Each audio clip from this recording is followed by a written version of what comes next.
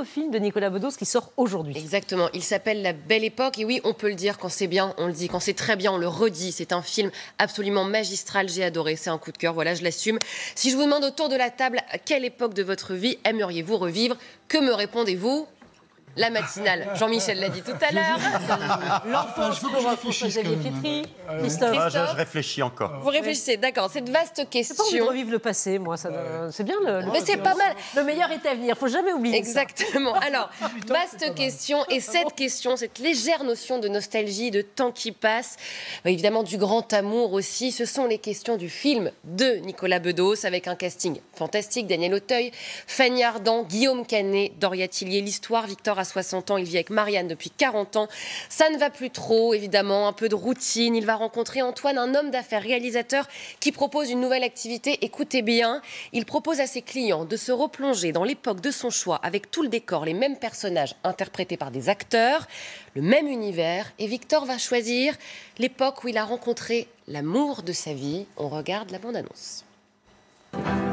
Concernant l'époque, vous avez une idée? Le 16 mai 74.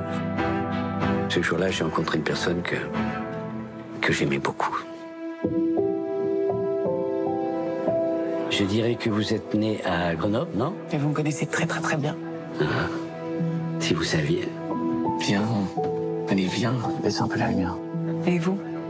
Moi, je vous dois tout. Vous me devez tout? Tout.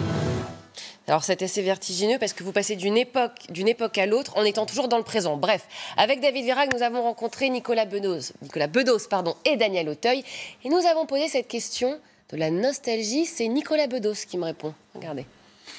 Je suis paradoxalement plus nostalgique qu'il ne l'est. Je ne l'ai jamais pris en flagrant délit de c'était mieux avant. Pas du tout. Il est très en forme par rapport à tout ça. Voilà. Moi, moins.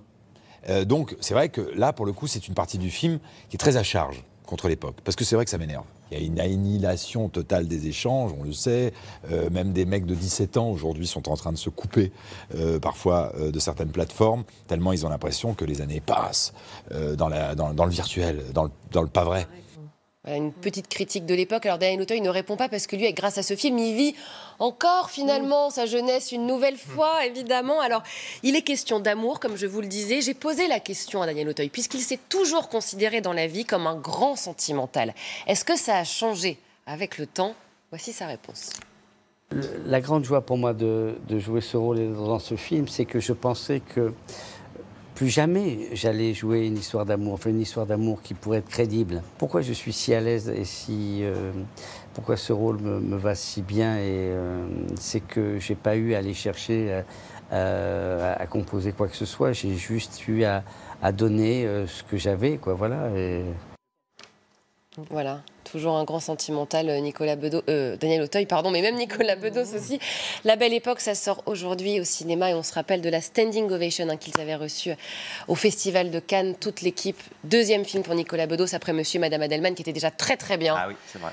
Là, il confirme son talent de réalisateur, entouré de très bons acteurs aussi. Bravo. Voilà, je vous le dis. On y va. Faut y aller. On a bien compris. Allez, non, mais quand c'est bien, il faut le dire, c'est tout. C'est vrai, quand c'est bien, voilà, il faut le dire. En tout important. cas, vous nous avez donné envie d'aller au cinéma cet après-midi, il pleut.